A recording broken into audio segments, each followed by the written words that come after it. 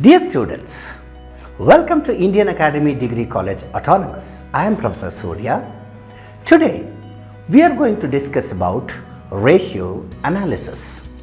Now, what is a ratio? A ratio establishes a relationship between two variables. When I say financial ratios, it essentially establishes a relationship between financial variables. For example, it could be the relationship between the profit and the sales.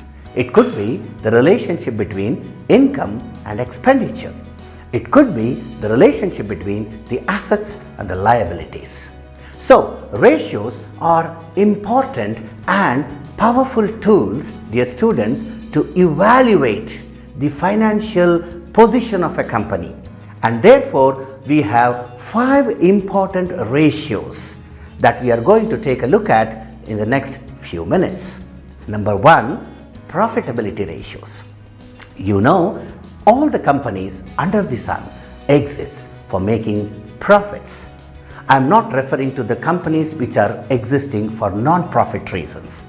However, in general, profitability is the ability or earning capacity of the company is tested through these ratios.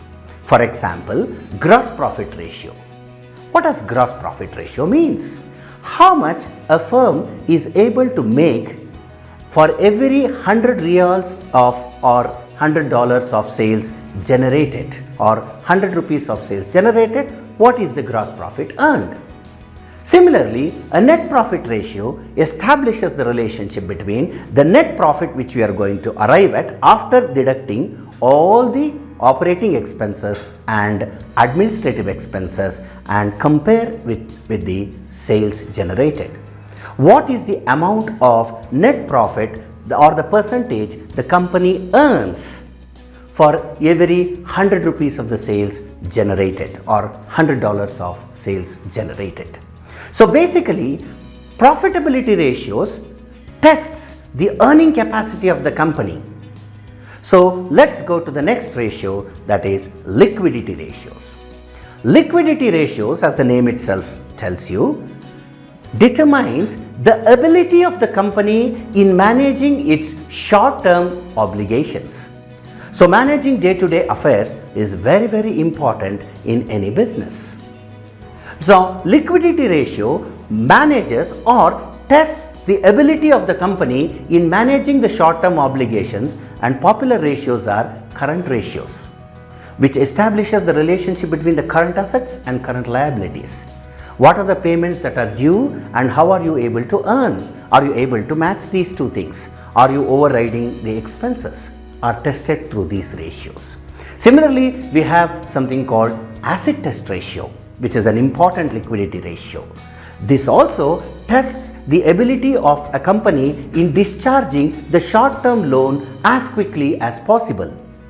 We have, when I say liquidity ratio, we have current assets. Current assets includes money or cash on hand, receivables, we have paid already, we have supplied the goods to the customers, they are yet to pay us, and then the inventories. Of course, when compared to the receivable from the customers and the cash on hand, inventories are a bit slow moving.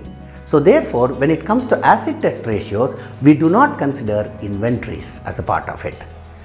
Overall, these ratios are applied to an organization to test the ability of managing its short-term debt. Now coming to the activity ratios, these ratios test how actively the business activities are going on or engaged. For example, it takes how many days for us to collect money from our customers? It takes how many days for us to give money to or make payments to the creditors? So you have debtors turnover ratio, creditors turnover ratio, stock turnover is yet another important ratio that we are going to test in a business. Then comes investment ratio. So these are very important for the people who have invested in the company and other stakeholders like a creditor who has supplied money to the company. For example, earnings per share. Earnings per share is nothing but the profit the company earns after all the expenses are deducted divided by the number of shares the company has. So I am interested in knowing how much every single share of that company is able to earn. Similarly, we have dividend per share, DPS. So I am interested in knowing not only how much the company earns, how much it pays out. As a customer or as an investor, I have invested in the company. I am not only interested in how much the company earns, I am also interested in ultimately how much I get. So that depends on what is the dividend payout ratio. Similarly, we have leverage ratios, which talks about the what kind of loan a company can have, what should be the debt and equity mixture in the total capital structure of the company. Similarly, the interest coverage ratio, what kind of interest the company should be able to pay out of the profits they earn. So isn't that interesting? I hope you have enjoyed the session.